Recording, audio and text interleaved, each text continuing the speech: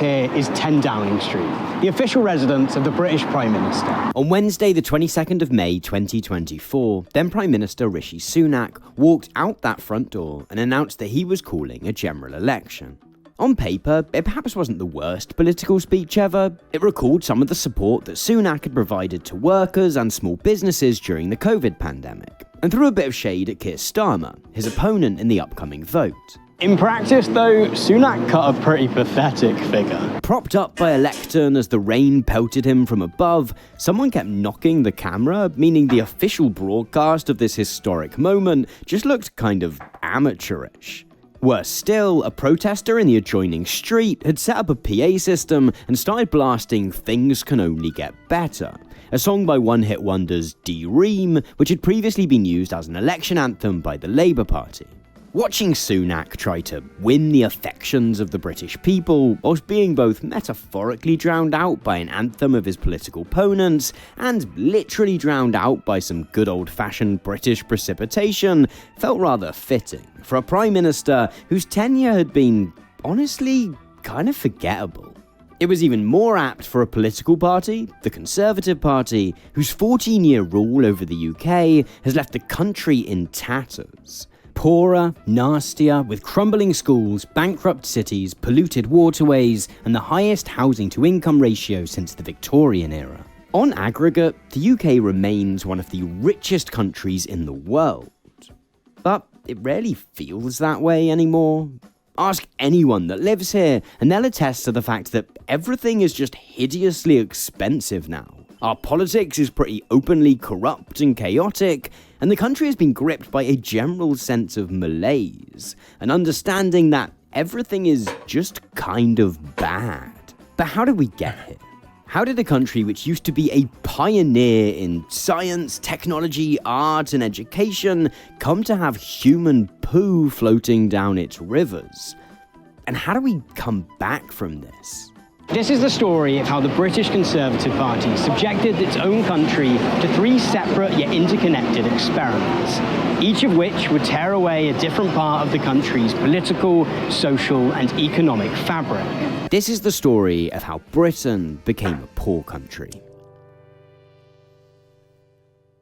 This is David Cameron. On the 11th of May 2010, David Cameron enters 10 Downing Street for the first time. England always got poo in the river, let's be real. Yes and no. They did, and they handled it, and then they fucked it up again. Poo in the they-thems river has always been a fucking major issue, except they privatized it. And of course, when they did that, the private corporations did not take the necessary precautions, because why the fuck would they? There's also no regulation on it because it's like friendly businesses that they gave it to. As the newly elected Prime Minister of the United Kingdom. His election win hasn't been a particularly convincing one. The party Cameron leads, the Conservatives, have only managed to win 306 seats in the House of Commons.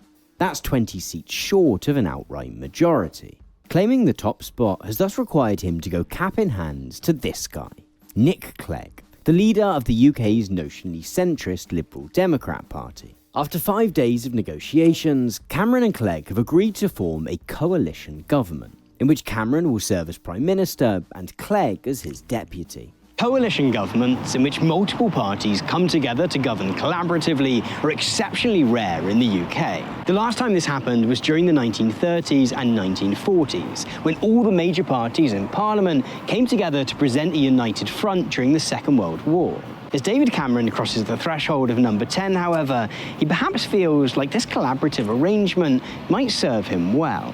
See, David Cameron is, at this point at least, a genre of centre-right politician which would soon go wildly out of fashion. He's certainly a great supporter of typical Conservative causes such as tax cuts, privatisations and reductions in welfare spending, but he's also desperate to at least present himself as youthful, environmentally conscious and broadly socially liberal. Some of this social liberalism is perhaps sincere.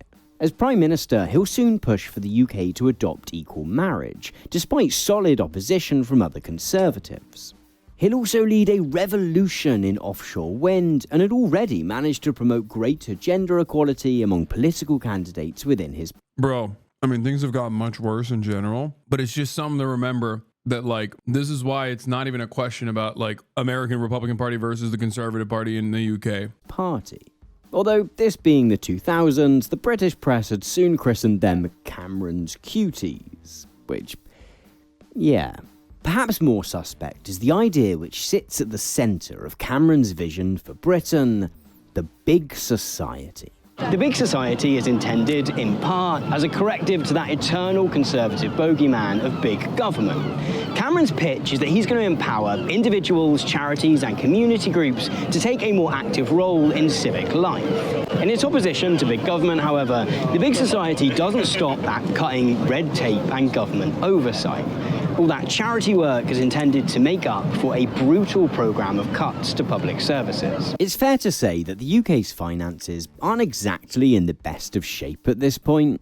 This is just 2 years after the global financial crisis of 2008, and the country is still very much dealing with the aftermath. In order to prevent the complete collapse of the country's banking and housing sectors, the previous government has paid to effectively nationalise 2 banks and shelled out to buy significant ownership stakes in 2 more. A fall in real terms earnings, along with people being more cautious with how they spend their money, means tax receipts have also taken a hit. The state of affairs is perhaps best captured by a handwritten note left by Labour's outgoing Chief Secretary of the Treasury to his successor, which reads simply, "Dear Chief Secretary, I'm afraid there is no money. Best regards, and good luck." Over the next 5 years, Cameron references this note often. He sometimes waves it about at campaign events. Not only does the memo help to portray Cameron's political rivals in the Labour Party as having a carefree attitude when it comes to taxpayer cash, the notion that the country is flat broke provides a rationale for taking a pretty uncompromising approach to cutting government spending. As things stand, the UK government is running a budget deficit of £150 billion.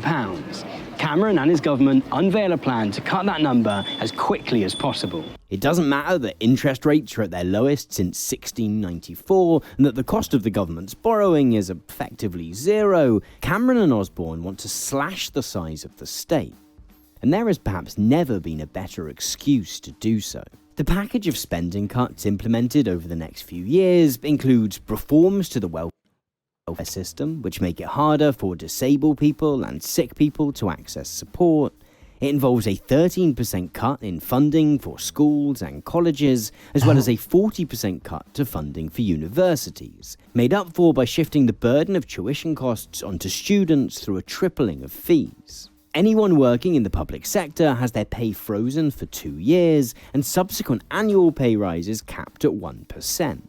Police funding, defence spending and public transport spending all receive swinging cuts, whilst the Royal Mail, the UK's postal service, is sold off to investors at a bargain basement price. It's hard to get across in just a short section of one video quite how wide-ranging Cameron, Clegg and Osborne's attack on public spending is.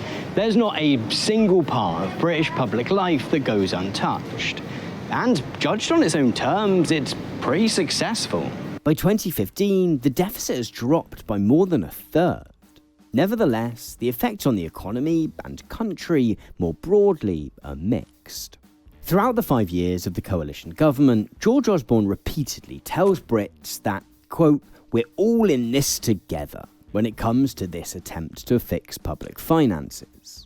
Nevertheless, the pain of austerity is felt strongest by the poorest in society. In fact, at the same time as work for ordinary people is becoming more precarious and less well paid, corporation tax, the tax paid by companies on their profits, is gradually brought down from 28% to just 20%. By I love fixing the deficit. 2015, the grim reality of Cameron's big society is evident in the rise of food banks. 5 years ago, food banks had been essentially non-existent in the UK. The country's most prominent food bank charity had handed out just 40,000 packages that entire year. But by 2015, that figure has risen to more than 1 million. The result of Cameron's policies, then, is not some utopian empowerment of local communities, but one in which people who previously could have found support and guidance in the welfare system becoming reliant on charity to feed themselves and their families. Perhaps unsurprisingly, as the impact of Cameron and Clegg's cuts begin to be felt, there's a sense that these policies might not be super popular amongst the general public. The coalition years are beset with protests and strikes and demonstrations by various groups affected by the austerity regime. And if it's easy to disregard such activists as a vocal minority, the notion that UK voters might be experiencing a touch of buyer's remorse quickly becomes evident in the polls too. By the end of 2010, the Labour Party is... It's so funny because they did this, and then for 14 years, they kept voting in Tories. It's great. Someone in the chat said, Aynı AKP amına koyayım. Exactly. It is a bit similar. It is an experience I know well from Turkey. Have taken Cameron's Conservatives in the polls, a lead they maintain consistently for the next 4 years. The right-wing press mercilessly lampooned the Labour Party leader, Ed Miliband, for his slightly meek, awkward aura, including through publishing this unflattering photo of him eating a bacon sandwich. Nevertheless, while Labour's polling lead drops, they still retain a slight lead. On the day of the 2015 general election, it looks very much like Cameron might be a one-term wonder.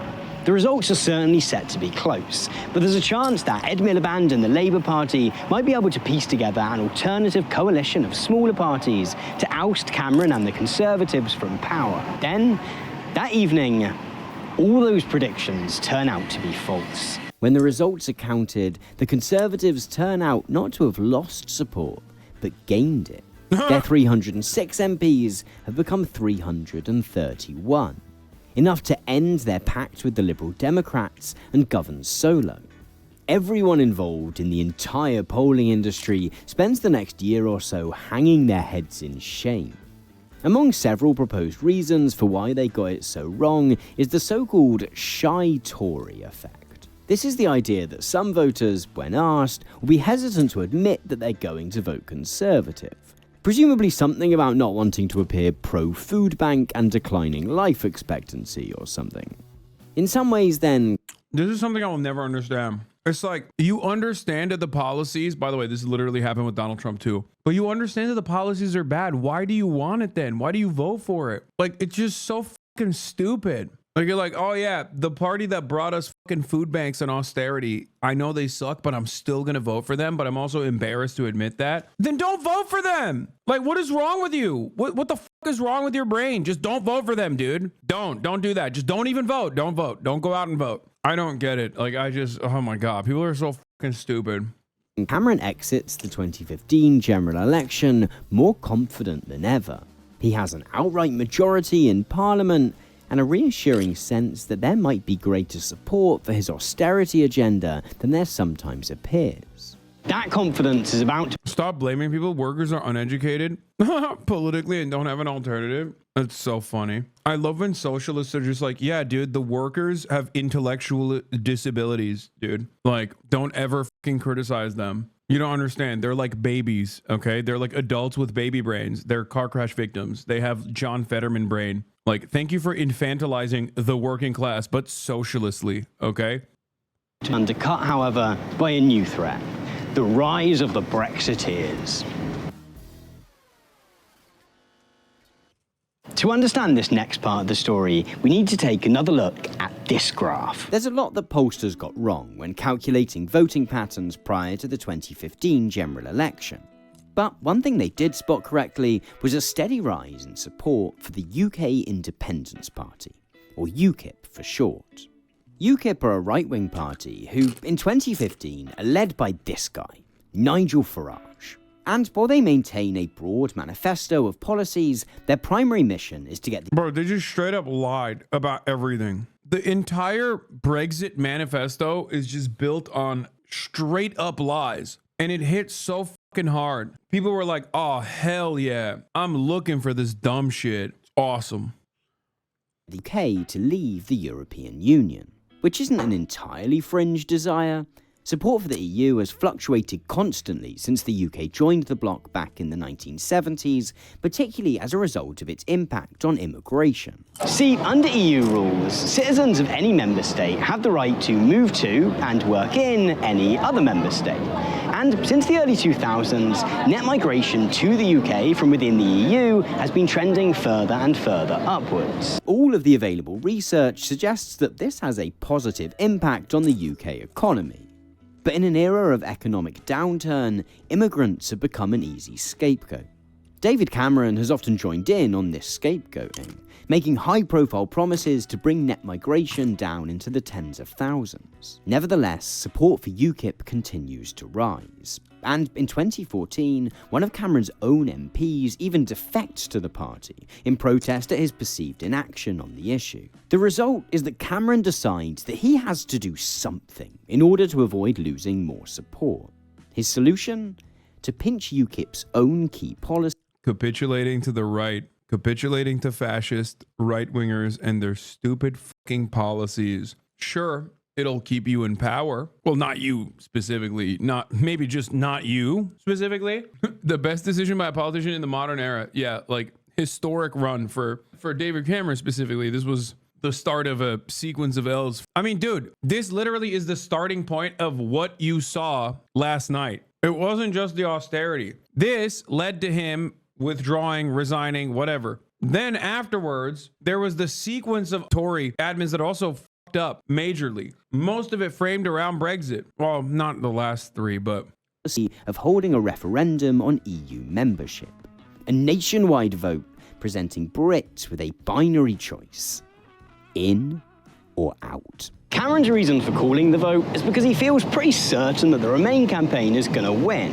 He wants to prove that whatever concerns might exist around immigration, that wanting to leave the EU is little more than a fringe obsession of a vocal minority. This, of course, is not what happens. The first blow to Cameron's plan comes just a day after he announces the referendum. That afternoon, he receives a text message from this guy, Boris Johnson. Having been to both school and university with Cameron, Johnson had previously been something of an ally. But in his message that morning, Johnson declares whatever truce there might have been between them to be over, and says that he'll be throwing his full weight behind the Leave campaign. Johnson soon emerges as the Leave team's de facto leader, and agitating to leave the EU turns out to be a whole lot easier than campaigning to stay in. It might be that all the available evidence suggests that staying a member of the European Union is the more prosperous economic choice for the UK, but explaining why is kind of boring and technocratic. Whatever the evidence suggests, it's just kind of difficult to inspire some kind of deep adoration for a somewhat bureaucratic trading bloc.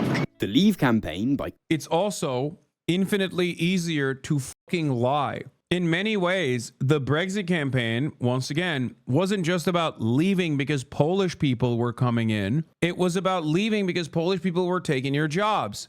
Even if they didn't actually take your fucking jobs, right? It was more so about the economic instability that you felt in your heart. And you were like, maybe it's because of a fucking Polish person that I'm feeling this way. But more importantly than that, it literally had refunding the NHS baked into the fucking campaign. I mean, it's an abject lie. Nigel Farage would never fund the NHS. You're out of your fucking mind. But that was what they were claiming. They were like, oh, dude, the European Union cost the UK $700 gorillion a day. We could be using that on the NHS. And then people were like, oh my God, that's so stupid. Why are we giving $700 gorillion to the EU? We should be giving $700 gorillion to the NHS. I like this idea that Nigel Farage is making. Okay? You have to understand that is a direct way to say like, oh, we should be funding the NHS. Okay, it wasn't gorillion, it was 350 million, which also was a lie, by the way. Yeah. That was also a lie. The fact that the EU is sending 350 million pounds a week, or that you would fund the NHS with that. Did it get funded? Brexit happened. Yeah, they're too busy using those funds to fund Israel.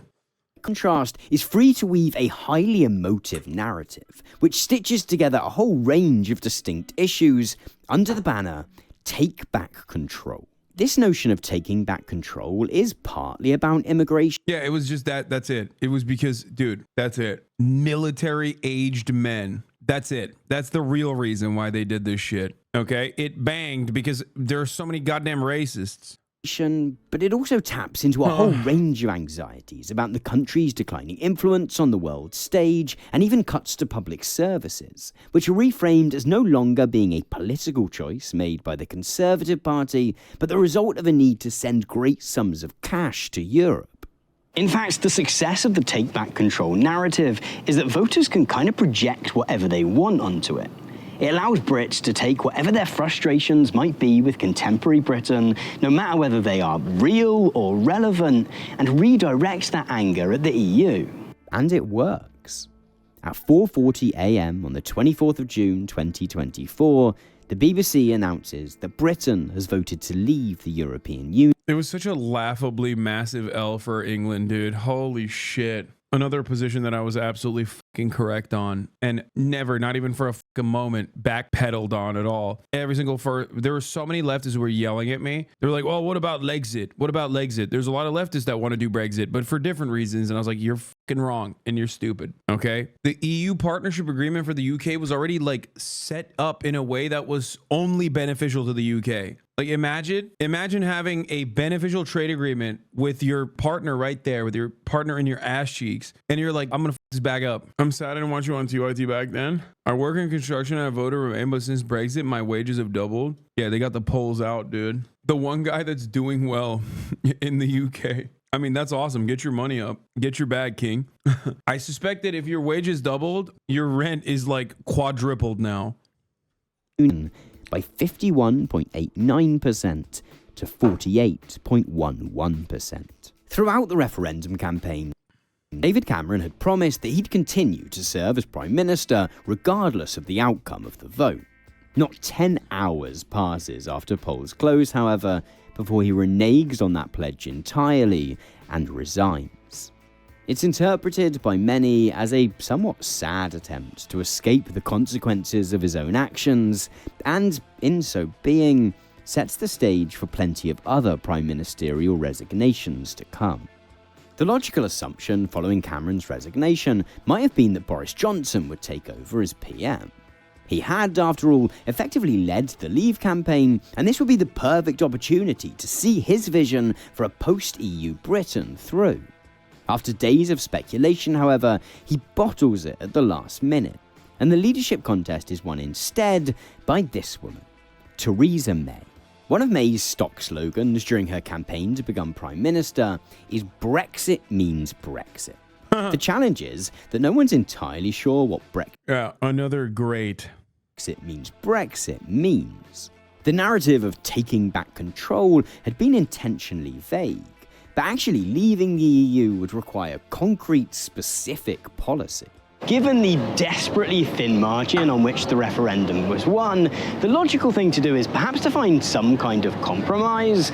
Maybe the UK ceases to be a full member of the EU and introduces some additional controls on immigration. Come on, England, score some fucking goals. Brexit means Brexit, yeah, fucking hell. Let's go, England. That's what it is. But retains a close trading relationship with the bloc.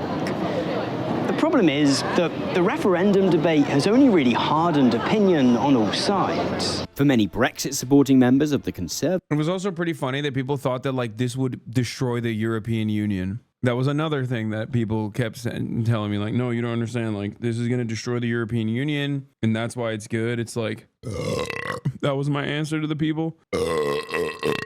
When they said things like that. Conservative Party, the only acceptable way forward is to make a complete break from Europe and to seek closer ties with the US instead. Opposing these are a smattering of pro-Europe activists and MPs across the major parties who are dead set on frustrating the process entirely. May's one point of solace is that public support for the Conservatives has been steadily rising since the referendum, as voters who had been drifting towards UKIP have come rushing. Honestly, it's because, and I'm sorry to say this, there's a lot of stupid people in England, just like there's a lot of stupid people in America. Two sides of the same coin, two sides of the same shitty pond. That's it. That's literally it. They're like, oh, bad things? More bad things? I love it. Thank you. Thank you for the more bad things, please. It's almost like, you know, our forefathers, Like me saying ours is kind of funny here, but like, you know, America's original forefathers are British. The Angloid skull must be studied for peasant brain. The Angloid peasant brain is a scientific phenomena, okay? They see leadership doing awful things, like directly cooking them, and they go, please, sir, please, my lord, I like it. More for me, more pain and suffering. That's what they say in England. And in America, they say, please, sir, please, my lord, more pain and suffering. That's it. That's literally it. They're like, I love tax cuts, please. Tax cuts for the wealthy. Well, one day I'll be fucking wealthy, so I want them tax cuts. Bruh, here in Missouri, I know people who want to go full libertarian on the government and they live in the fucking sticks and think that their lives will change for the better, just delusional. Yeah, libertarians living in fucking rural parts of Missouri start singing a very different tune when the post office is abolished and they can no longer get medication because the UPS is not going to deliver on those routes because there's no financial imperative to do so. They will not make profits. Okay, this is why libertarians are fucking baboons. Okay, they're stupid. And many Americans are just as stupid. Maybe not as stupid as libertarians or as horny for noncery. Okay, but still very stupid. If you are making less than $250,000 a year and you advocate for the Republican Party to win or you advocate for Republican positions, you are a moron of the fucking highest order. You are voting against your best interest. You are just stupid, and there is no way to have a conversation with you, okay? I can describe to you why you're stupid, but you will not understand it because you're a stupid person. That's it, literally. Most likely also racist. It's just the truth. Hell yeah, brother. Abolish the Department of Education. Hasan, this is not the high road. The high road, okay? I can't look at UK polling, UK opinion polling on the fucking Tory party after they adopted the most ginormously bad position on Brexit and capitulate to some fucking dingoes with a far-right position and act like this is normal. You just called my entire city and family stupid? Okay, I'm sorry. Are they not? You're in here for 40 months. Do you feel like they're not? You're a 40-month subscriber. Why are you in here? Because you know they're stupid and you have nowhere else to go to share. Exactly. You have nowhere else where you can share these opinions. You probably first encountered someone like myself and went, what the f? People think like this? That's crazy. I thought I was alone. That's so many people. That's why I always laugh when people are like, we're going to outbreed the left. It's like, no, you're not, because so many leftists literally come from conservative families. Okay.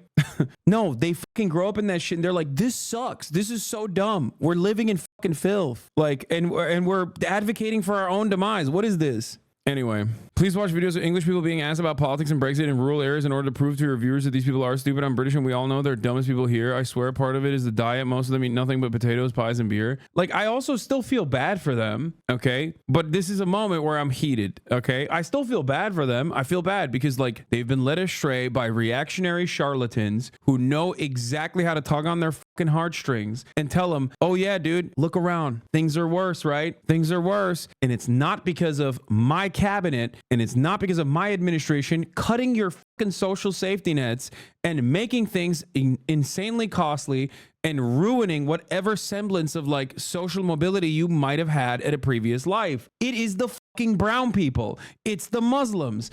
And a lot of those people go, well, I guess you're right. It must be the fucking Muslims and the Polish. In America, insert instead of Muslims, Mexicans. Okay? My libertarian father-in-law unironically believes that the USA will be a safer place if every single person carried a gun at all times. I love that because that means babies have to carry guns. The best way to ensure safety for children is by giving them a blicky. A baby with a blicky. Back to the Conservatives. She therefore decides that what the country needs is another election.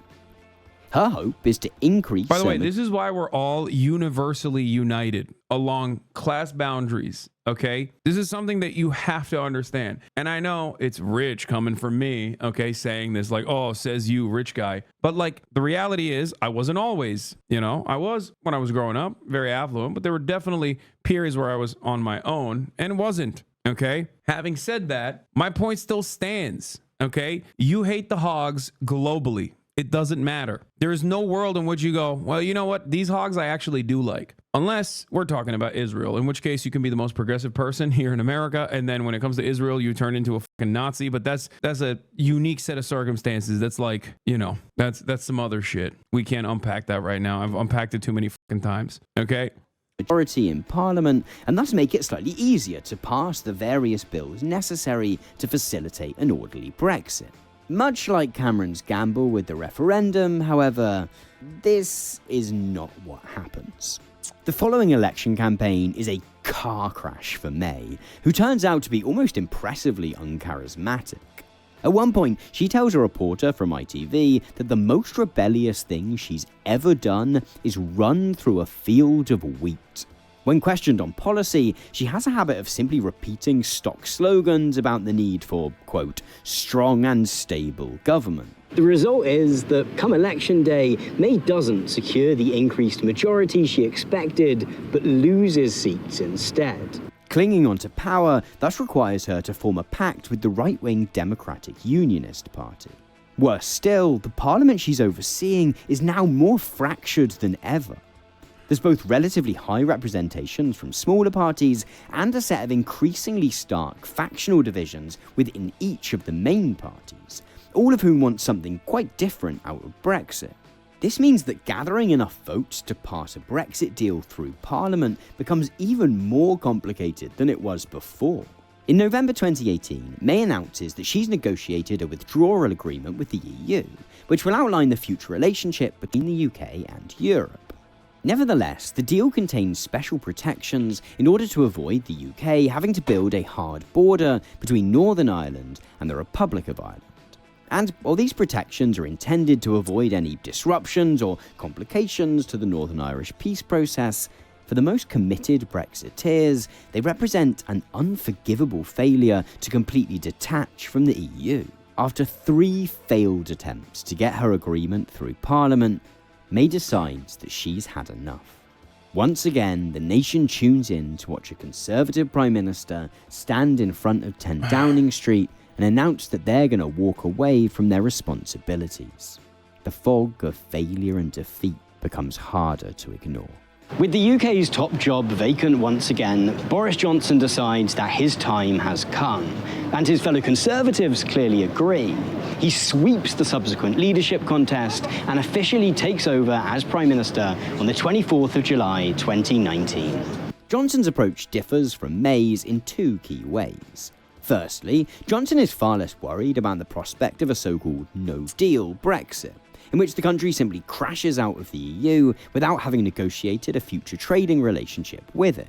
Secondly, he's much more ruthless in his attempts to outmaneuver his opponents. In August 2019, Johnson takes the extreme decision to drive to Buckingham Palace and to persuade the Queen to effectively suspend Parliament for a month. His goal is partly to silence his critics within Parliament, but also to essentially run down the clock on Brexit negotiations, to the point either that the EU is forced to accept greater concessions on any deal, or that a no-deal Brexit happens by default. This move has the effect of irritating basically everyone. The Supreme Court rules his suspension of Parliament to have been illegal, and Johnson is forced to return to a House of Commons that is somehow now even more divided than before. He thus decides that what the UK needs is another election. And this time, well, it actually does go to plan. Johnson campaigns using another 3 words. Get Brexit done. Brexit means Brexit. Get Brexit done. Slogan, get Brexit done. And to a nation exhausted by 3.5 years of trade talks and treaties, the notion of simply getting it over with clearly appeals. Johnson secures a landslide victory with 365 seats to Labour's 203. When Johnson manages to renegotiate Theresa May's failed deal and get it passed through Fun fact, Boris Johnson also pledged to invest in the NHS. Another thing to remember in this entire process, as in even the Conservatives at that point had recognized that yes, the Tory austerity measures were killing people. Okay, and were genuinely unpopular. Just, did he do that? No, he didn't do that. Of course he didn't do that. Parliament, it appears that Britain is firmly exiting its Brexit era. The consequences will certainly be felt for years to come, but the political wranglings at least begin to die down. And they do so just in time for a new challenge to appear in the form of COVID-19. West Streeting defends Labour plan to use private sector to cut NHS backlog, by the way. Exclusive. Failure to do so would betray working class people, Shadow Health Secretary says. It's coming home, lads. He's also a transphobe. Brother, he's British. What do you mean? Like, that's like saying he also, hey, by the way, Hasan, I don't know if you know this, but he has a funny accent. Like, yeah, I know, he's British, okay? But like, yeah, he's a British MP, dude. Of course he's a fucking turf. That's a given. It's a requirement to be on the far right. This is not the far right. This is Labour. I understand your mistake for thinking that he's on the far right because you read the statements that he made and you thought, oh, this is a classic Tory move, privatizing the NHS. The problem is he's the Labour guy for the NHS. First comes several weeks of watching the infection spread through China and Europe. Then, on the 30th of January 2020, the first 2 cases of COVID-19 are documented in Britain. Public health measures are introduced slowly at first. Reminders to wash hands, bans on large gatherings, mandated quarantine for people arriving in the UK from certain high-risk countries. Then, on the 23rd of March, Boris Johnson appears on national TV to announce a nationwide lockdown. Johnson had initially been pretty sceptical about invoking such a measure. Ever the Conservative, he was worried about the impact that shutting everyone in their houses might have on business. He briefly considered actively allowing the disease to spread across the country to build so-called herd immunity through infection. Nevertheless, with deaths rising exponentially, doing nothing eventually becomes untenable. With everyone stuck inside, glued to the TV, it's perhaps only right that politics becomes a bit of a soap opera over the next few months. First, Johnson himself contracts COVID, and swiftly go, yeah, my controversial position on this is that they fucking cooked our boy, okay? They cooked our boy on some bullshit. But that is the power that British media has. It is literally, COVID also cooked our boy. He almost died, but that's besides the point, albeit very funny. It's just so funny that like this man, this monstrous piece of shit was taken down for his tendency to have little parties, little gatherings at a time when he was telling people you can't do that actually. Like Gavin Newsom is stronger than ever before. He was going to wineries and shit, okay, during COVID and hosting fucking orgies, okay? And this man was taken out for his little parties. Being entirely unconcerned by the disease to lying in an intensive care unit in St. Thomas Hospital. Then, this guy, Johnson's chief advisor, Dominic Cummings, gets caught out for having broken lockdown rules by visiting his wife 5 hours away whilst displaying COVID symptoms. Amid these controversies, Johnson's allies in the Conservative Party find numerous ways to use the pandemic to funnel money into the wallets of their friends. It quickly becomes apparent that the country's National Health Service is going to need a whole load of additional masks, aprons, and other protective gear. Johnson & Co. thus leveraged this urgency to suspend anti-corruption laws around government outsourcing. Billions of pounds worth of public money is handed over to the friends and acquaintances of government ministers, in some cases in return for equipment which is entirely unusable.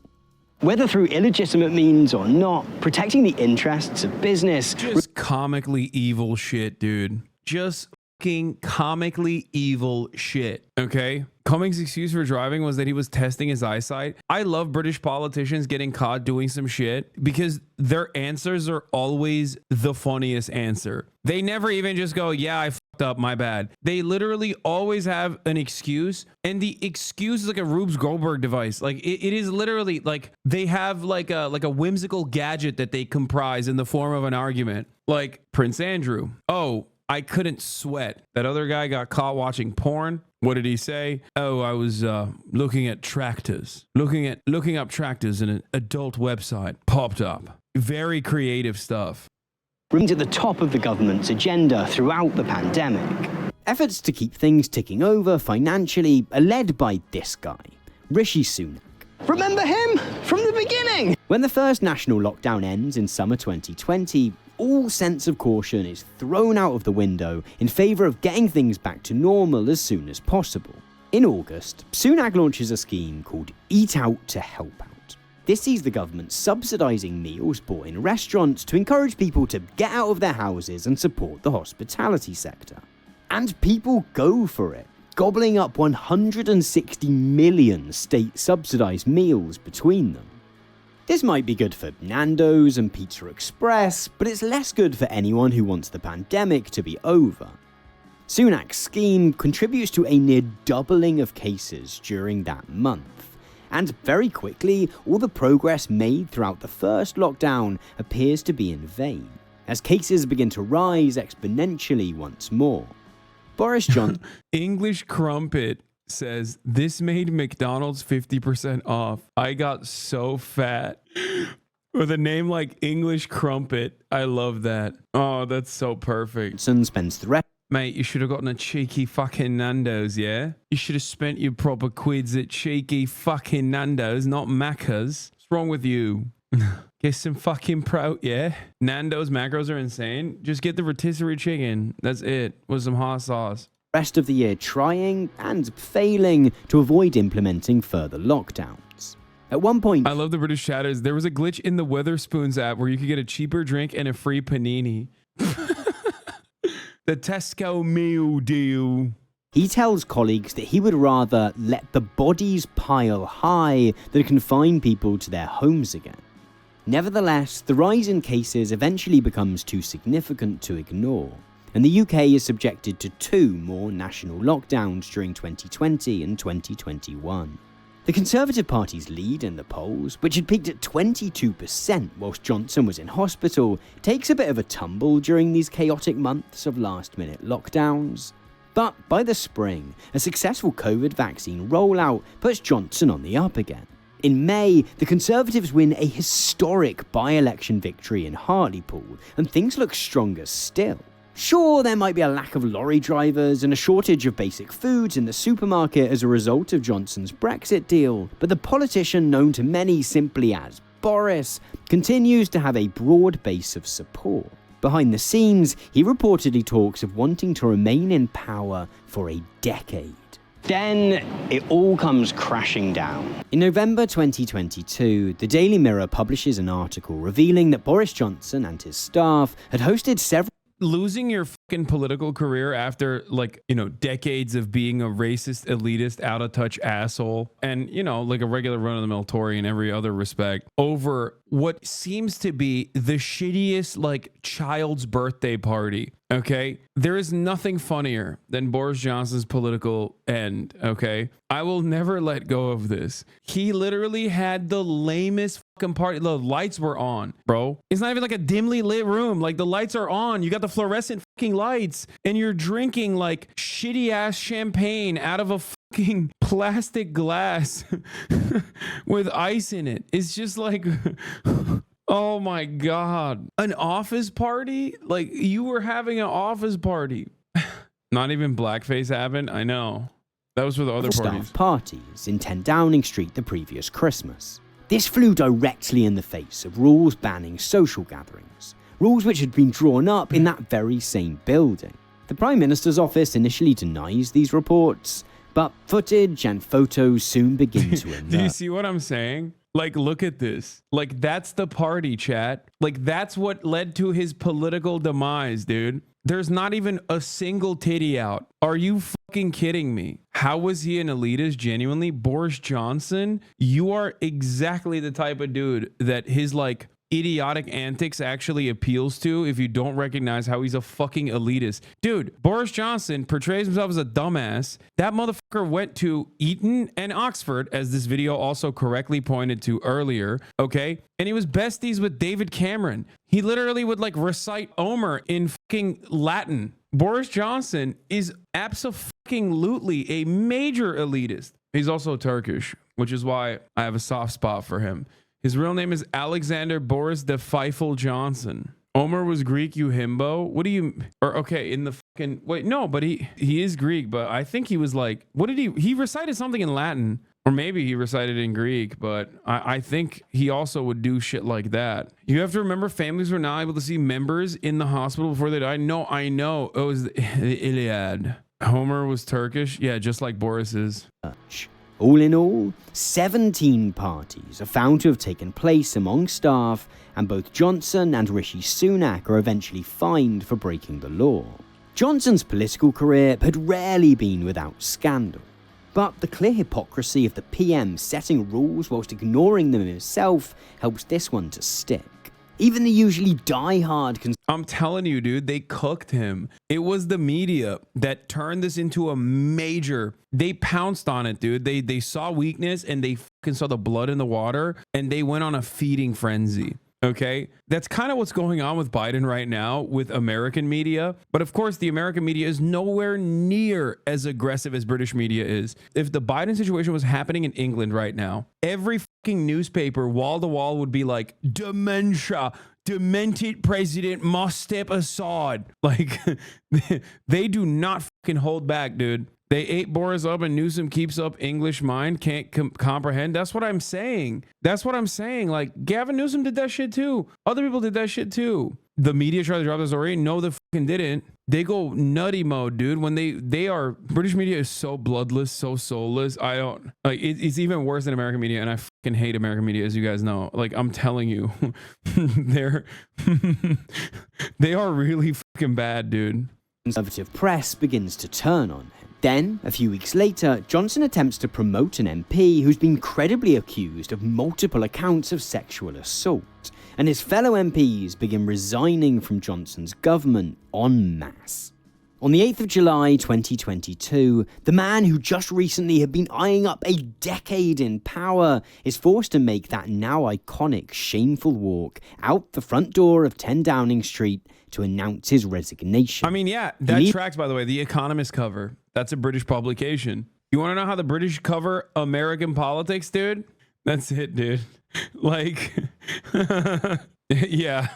Now imagine that's like across the board. Like, that's the Washington Post. You know what I mean? That's the New York Times. If American media was like British media, every newspaper, serious newspaper, with the exception of like one or two, every newspaper would be the New York Post. Okay? Leaves the country with one more three-word phrase for good measure. Them's the breaks. It had once seemed almost certain that whenever Boris Johnson did retire, he'd be succeeded by Rishi Sunak. Regardless of the disaster of he out to help out, Sunak had gone to great lengths to use COVID to further his personal brand. But remember all those MPs that Boris Johnson had expelled from the Conservative Party during the Brexit debates? Well, those expulsions, along with the broader polarisation of the Brexit process, had led many of the party's more socially liberal members to jump ship. The result being that the party is now comprised almost solely of hardline right-wingers and libertarians. Oh, the beautiful lords. Our lords. This guy got owned. Didn't he lose his seat as well? My lordship Rees-Mogg lost his fucking seat. He got mugged. Sunak does throw his hat in the ring then. The contest is eventually won by this woman, Liz Truss. Now, as we've already seen, the Conservative Party has always been a party of low taxes and cuts to government spending. But Liz Truss is something else. A one-time contributor to a book called Britannia Unchained, Truss is an unabashed, unreformed libertarian who doesn't so much believe in a small state as no state. Unless, of course, it's serving the needs of the super rich. In fact, Truss turns out to be so extreme in her low-tax fundamentalism that she almost bankrupts the entire country in just a matter of weeks. Goals. On the 23rd of September... Goals, honestly. That was so goated. She killed the queen and bankrupted the nation and fucked off, dude. It's girl boss behavior and you don't understand it, okay? 2022, Truss unveils a package of economic policies which revolve around £45 billion worth of tax cuts to the country's richest. And remember, this is a country which has already suffered more than a decade of austerity. It's pretty crazy to think that she did all of that in such a short period of time. Girls get it done, folks.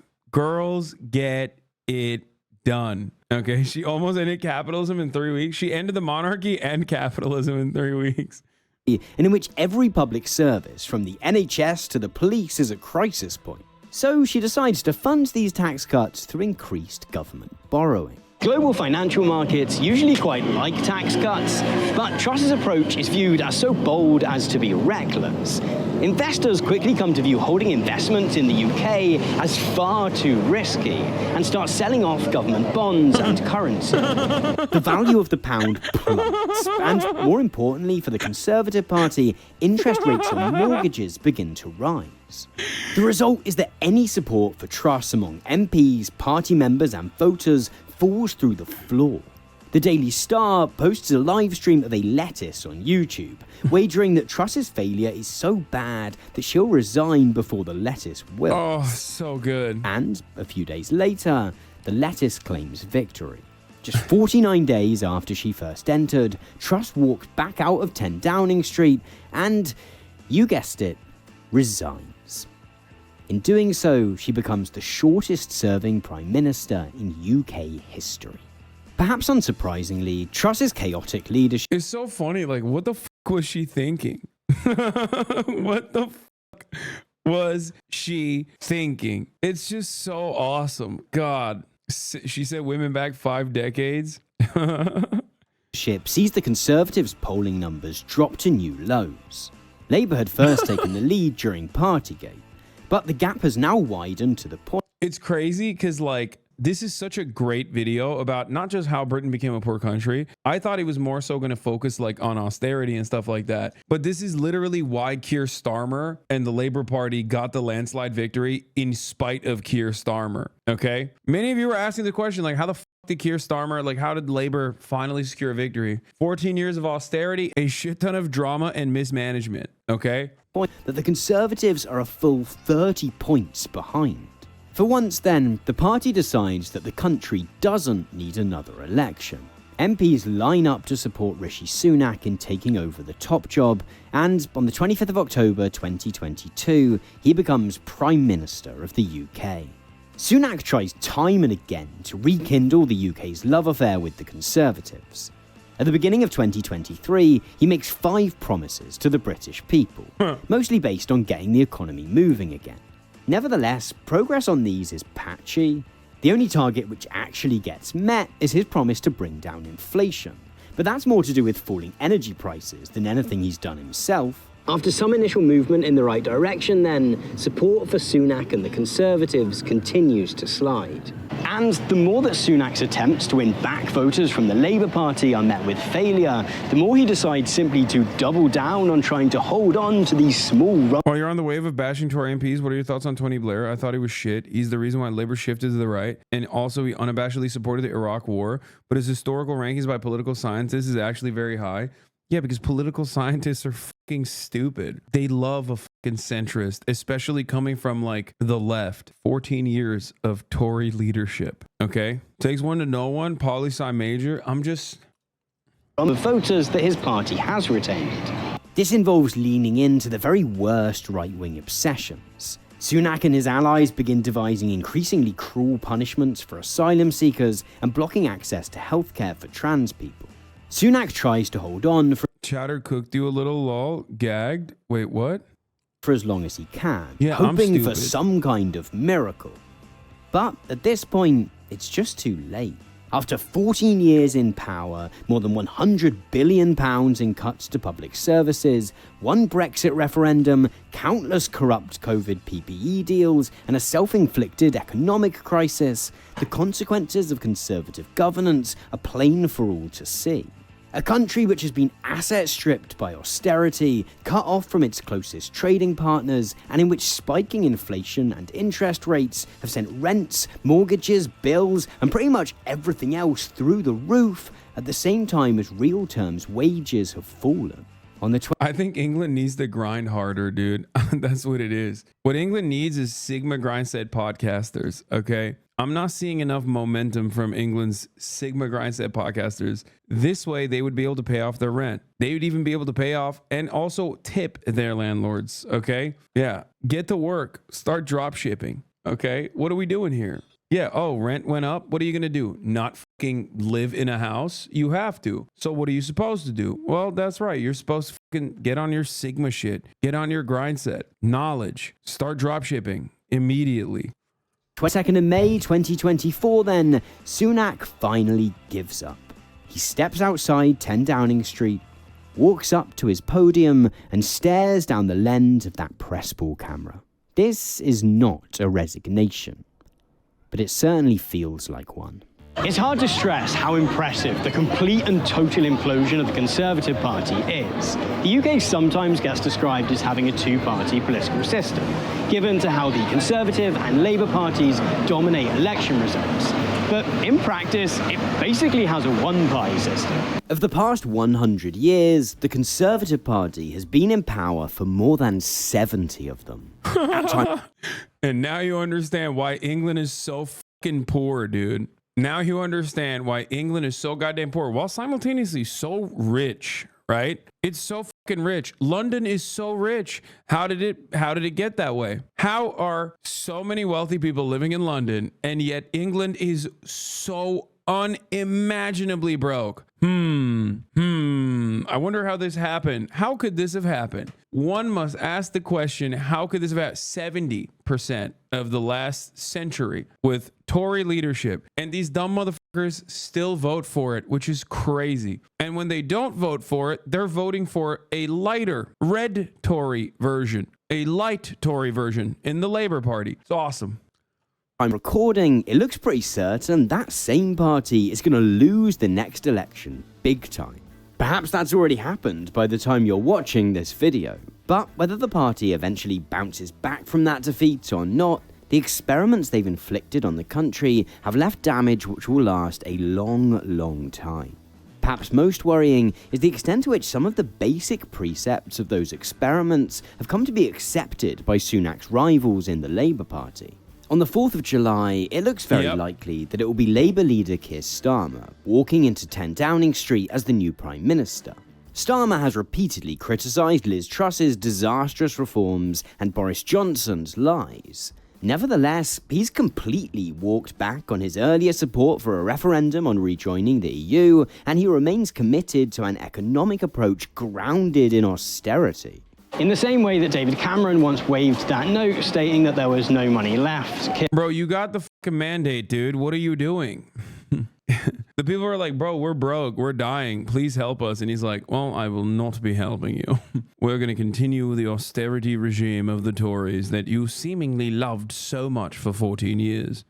Keir Starmer has repeatedly used Liz Truss's trashing of the economy as a reason to scale back his promises. His manifesto retains most of the Conservatives' cuts to welfare, has a much less ambitious approach to tackling climate change than he once promised, and suggests the party will promote further privatisation of the NHS. In fact, where you would think an election campaign would mostly revolve around the two main parties criticising each other over their specific plans for government, the current contest has largely consisted of each party criticising the other for daring to want to spend any money, which is a problem. Because after 14 years of cuts and mismanagement, the UK needs investment, and lots of it. Last year, one researcher at the Institute for Public Policy suggested that the UK had contracted a debilitating case of investment phobia, in which the government refuses to invest in infrastructure, which leads to businesses not wanting to invest either. Combine that with the country having been cut off from its closest trading partners and a crisis of trust in politics, and you end up with a country that feels so much poorer than it once did. Fixing that is going to be one hell of a task, and the challenge for Keir Starmer is that if he can't make a very real difference to people's lives pretty quickly, then he might find that his party's popularity is pretty short-lived. As many of you will know, the UK election isn't the only election taking place this year. Right. In November, our American friends will also be Pokemon going to the polls. Oh, chill. Okay, don't do it. Don't do it, Tom. Don't do it, man. Don't bring that up. No. We're having fun right now. We're laughing at across the pond. Let's not remind ourselves of what's going on in the United States of America. Don't worry about that. Remember England and how cooked the British are? That was cool. Don't do that. Don't. It's effing. It's effing. The broadcast won't let me cover this. Oh, man.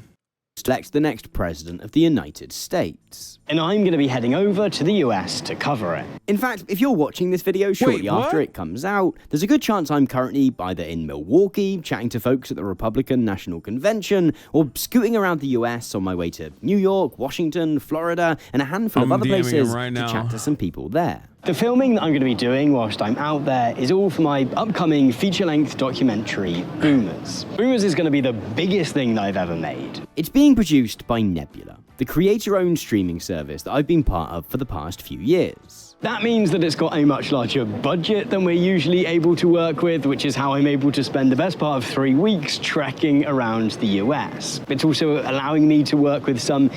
Yeah, I'm going to link up with him. Anyway, that's pretty sick. I'm glad I watched the end of that because I just hit him up to link up with him. Carolina and Cinemarxism are going to the DNC convention. Yeah, I'm going to the DNC convention as well. I'm actually planning on going to the RNC convention as well, which would be next week.